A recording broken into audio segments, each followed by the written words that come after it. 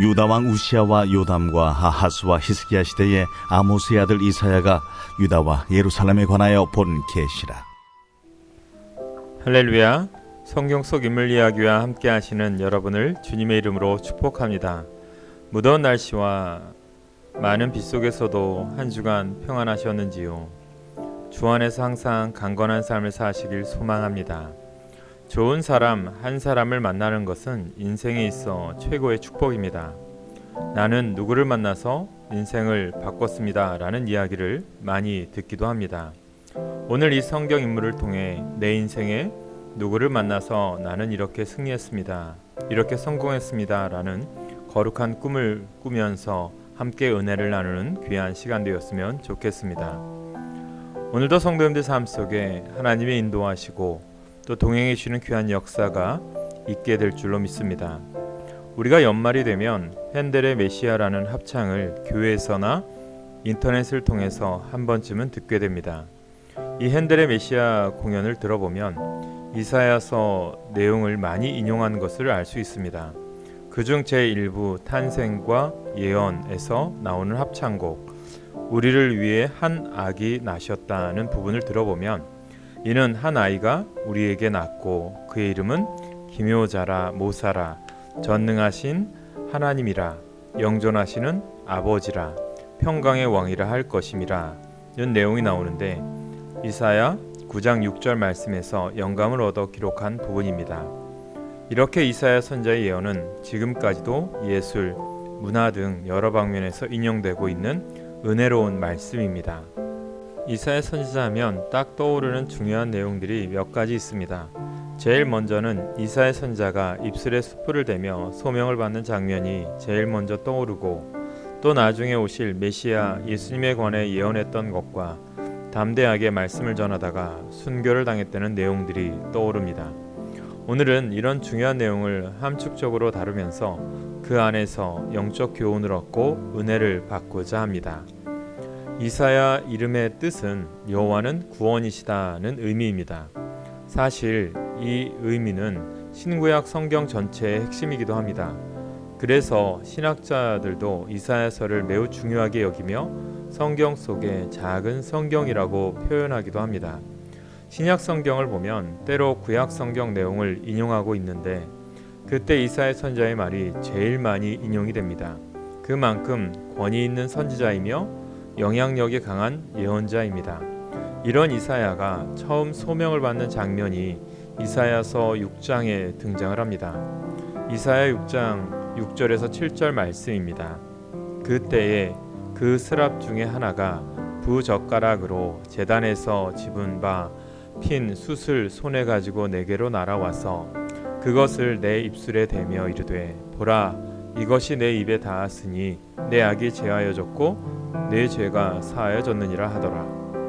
스랍은 영어로 세라프라고 하는데 날개 6개 달린 천사로서 두 날개로는 얼굴을 가리고 두 날개로는 발을 가리고 나머지 두 날개로는 날갯을 하는 형상을 하고 있습니다. 하나님 측근에서 활동하는 천사이기에 이렇게 얼굴과 발을 가리고 있다고 합니다. 스랍의 뜻은 불타는 자라는 의미입니다.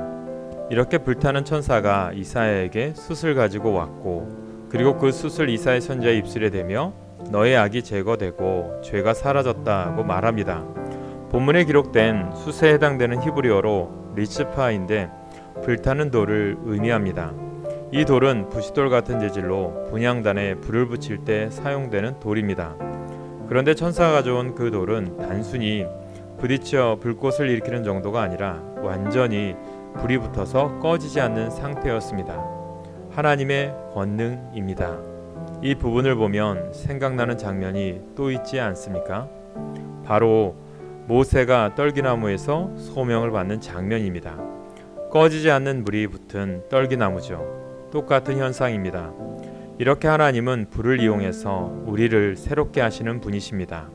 특별히 이사야에게는 입술의 정결함을 강조하면서 그 숫돌을 이사야 입술에 대십니다. 왜 입술이었을까요? 저는 개인적으로 이 부분을 묵상해 볼 때마다 이 할 말 많은 세상에서 인간적인 말을 많이 쏟아내지 말고 비난하고 정죄하는 말을 뱉어내지 말고 영적인 말, 신앙적인 말을 하라는 의미에서 하나님께서 이 숯불돌을 입술에 대신 것이 아닌가 묵상해 봅니다. 우리가 입술의 할례를 받아 그리스도의 언어로 말하는 주의 자녀들 되시길 간절히 바라시는 하나님의 모습이라고 생각해 봅니다. 우리가 살아가는 이 시대에 더더욱 입술의 정결함이 필요한 때입니다. 어떤 사람이 참 아름다운 사람이냐 묻는다면 저는 개인적으로 입의 언어가 정결한 사람이 참 아름다운 사람이라고 생각합니다. 위로하고 덮어주는 말을 할 줄 아는 사람, 곁에 있고 싶고 그리스도의 사랑을 전하는 사람과 대하고 싶은 것이 우리의 마음이죠. 또 그런 사람에게는 복된 사람들이 꼭 붙게 되어 있습니다. 사랑하는 하나로 중앙교회 성도님들의 입술도 이사야 선지자처럼 거룩한 불꽃이 들어와 하나님의 향내음을 전하고 그리스도의 정결함을 말하는 아름다운 입술이 되시길 항상 주님의 이름으로 기도하겠습니다. 우리가 지난 시간에 공부했듯이 히스기야 왕이 바벨론의 사절단에게 국가의 중요시설을 다 공개 자랑했을 때 히스기야를 책망하고 저주의 예언을 했던 선지자가 바로 이사야 선지자입니다. 이렇게 이사야 선지자는 권력자 앞에서도 하나님의 말씀이라면 소신 있게 담대하게 선포할 줄 아는 용기의 선지자였습니다. 이사야 선지자는 우시야 왕, 요담 왕, 아하스 왕, 히스기야 왕 시대에 활동했었습니다. 왕이 이렇게 자주 바뀌었다라고 하는 의미는 그만큼 국제 정세가 어지럽고 전쟁의 소용돌이가 쳤다는 의미입니다. 이렇게 불안한 시대에 이사야 선지자는 왕들에게 절대로 다른 나라를 의지하지 말고 오직 여호와 하나님만 의지해야 한다고 강조했었습니다. 그러나 유다 왕들은 불안한 나머지 항상 다른 나라와 동맹을 맺으려고 합니다. 그런데 그 결과는 바뀌지 않습니다. 여전히 주변 나라에게 침략을 당하거나 믿었던 나라에게 발등을 찍히고 내 자손들도 어려움을 당하게 되는 이러한 과오를 계속해서 반복하는 유대 왕들이었습니다. 혹시 우리도 이 세상을 살아가면서 이사야 선지자의 선포에 귀 기울이지 못하고 내 머리 계산대로 내가 원하는 바람대로 세상적 관계를 맺으며 살아가고 있지는 않았는지 우리는 되돌아봐야 합니다. 만약에 그렇게 살아가고 있다면 그 결과는 어떻겠습니까? 당장은 내 속이 편한 것처럼 느껴질 수 있지만 뭔가 잘 풀리는 것처럼 보일 수 있지만 조금만 시간이 지나보면 내 계획대로 그 관계가 이루어지지 않는 것을 경험해 보셨을 것입니다. 그렇다면 유다 왕들의 실수가 지금 우리에게도 이어지고 있는 셈입니다. 이사야 선지자의 강조점처럼 다른 나라를 의지하기보다는 여호와 하나님만을 의지해야 한다는 말씀을 기억하면서 우리도 인생이 어렵고 위기가 있을 때 사람을 의지하지 않고 환경에 기대지 않고 오직 하나님만을 의지하며 하나님께 매달리는 주의 아들 딸들 되시길 간절히 소망합니다. 그럴 때 하나님께서 열어주시는 문이 반드시 있고 그 문으로 들어가시는 주님의 자녀들 되실 때 주님께서 가장 좋은 길로 우리를 인도해 주실 것입니다. 그리고 그 길이 가장 복된 길입니다. 그 믿음으로 날마다 주님이 원하는 그 길, 좁은 문으로 들어가는 신앙인의 삶을 살아가는 우리가 되시길 간절히 소망합니다. 이사야 선지자가 쓴 이사야서는 전반부 39장과 후반부 27장 총 66장으로 구성되어져 있습니다.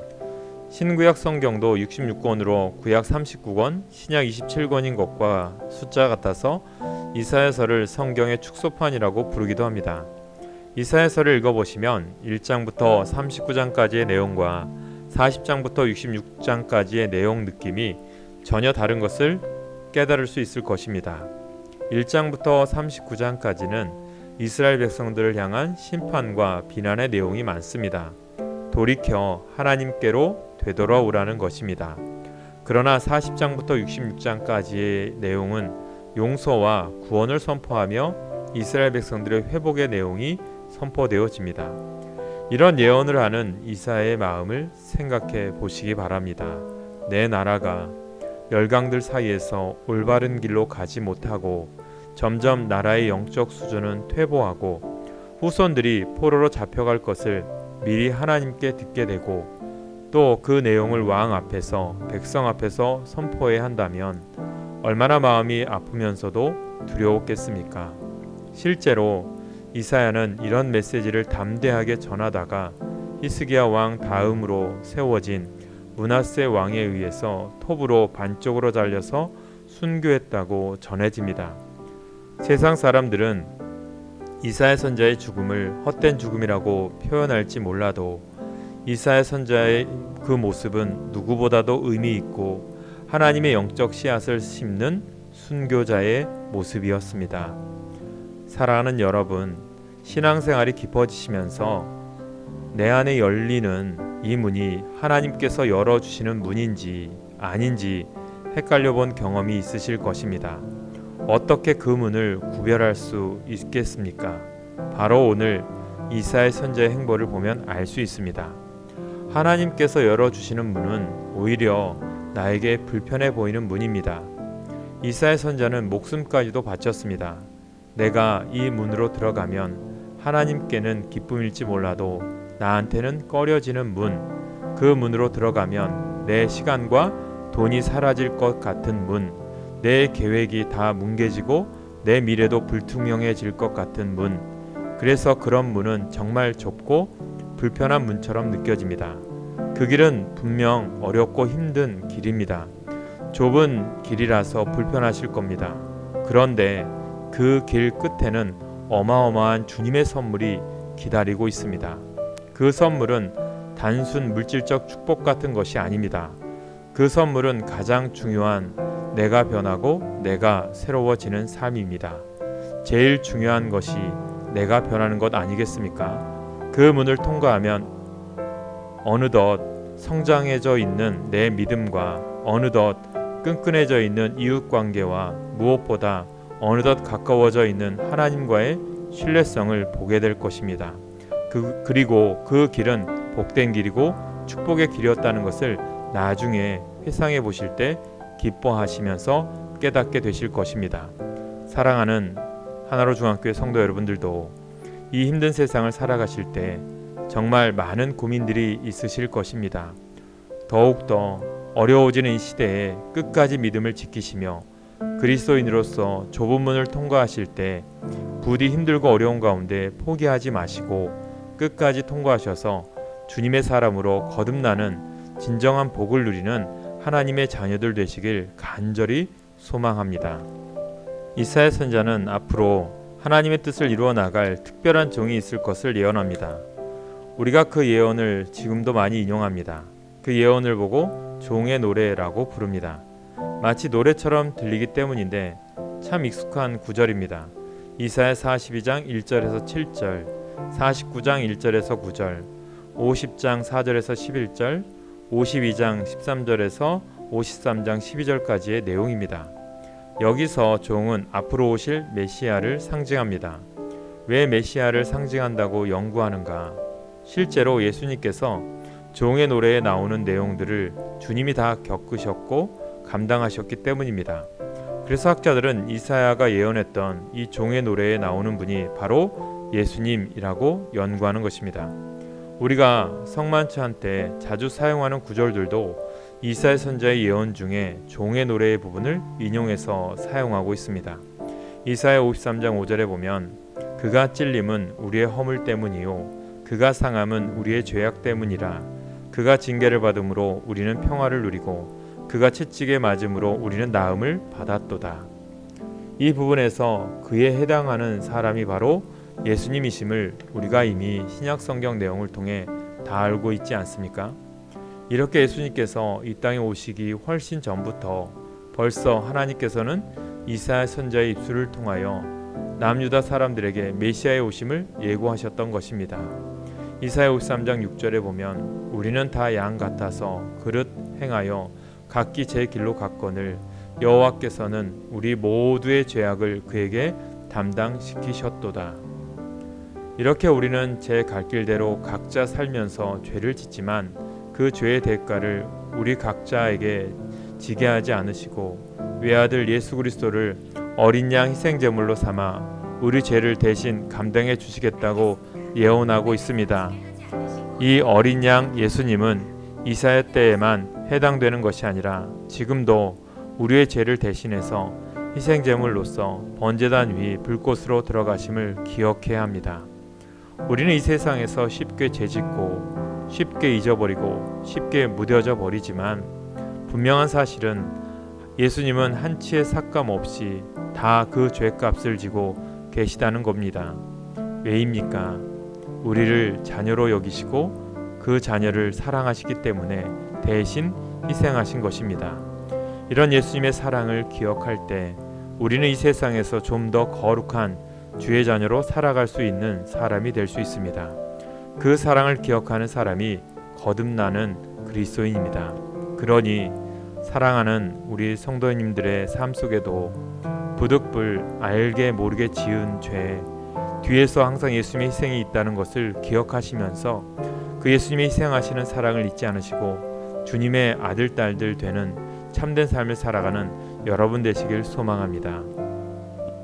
오늘 우리가 살펴보았던 것처럼 이사야 선지자의 입술에 뜨거운 숯이 들어와서 소망을 받았듯 우리의 입술에는 주님의 불꽃 같은 뜨거운 소망이 있는지 생각해 보시기 바랍니다. 이사야 선지자가 우리의 죄를 대속하시기 위한 예수님의 희생 사건을 예언하듯 지금도 예수님의 사역은 동일하십니다. 우리는 죄 가운데 넘어졌을 때 예수님의 희생을 기억할 수 있으십니까? 희생제물이 되어주시는 예수님을 기억하시길 소망합니다. 그러므로 이 한 주간도 주님의 사랑과 보호하심으로 살아가시는 주님의 거룩한 백성, 참된 그리스도인의 삶을 살아가는 여러분 되시길 간절히 축원합니다. 기도하겠습니다. 우리의 삶과 인생을 주관하시는 주님, 하나님의 자녀됨을 날마다 깨닫게 하셔서 세상의 빛으로 소금으로서의 역할을 감당케 하여 주옵소서. 이사야 선지자의 삶을 통해서 우리가 배웁니다. 우리도 어떤 환경과 조건 속에서도 주님을 의지하고 주님의 복음을 전하는 입술을 갖게 하시고 우리의 삶을 통해서 그리스도의 살아계심을 증거하는 삶의 모습이 나타나게 하여 주옵소서. 무더운 날씨 건강 잃지 않도록 도와주시고 코로나19 때문에 두려워하거나 걱정하신 염려들이 예수 그리스도의 능력으로 이기고 떠나가고 깨끗이 치유되는 역사가 있게 하여 주시옵소서. 오늘도 믿음으로 우리가 나아갈 때 성령께서 우리와 동행하시고 승리케 하여 주옵소서. 우리와 함께 하시는 임마누엘의 주님 예수 그리스도 이름으로 간절히 기도하옵나이다. 아멘.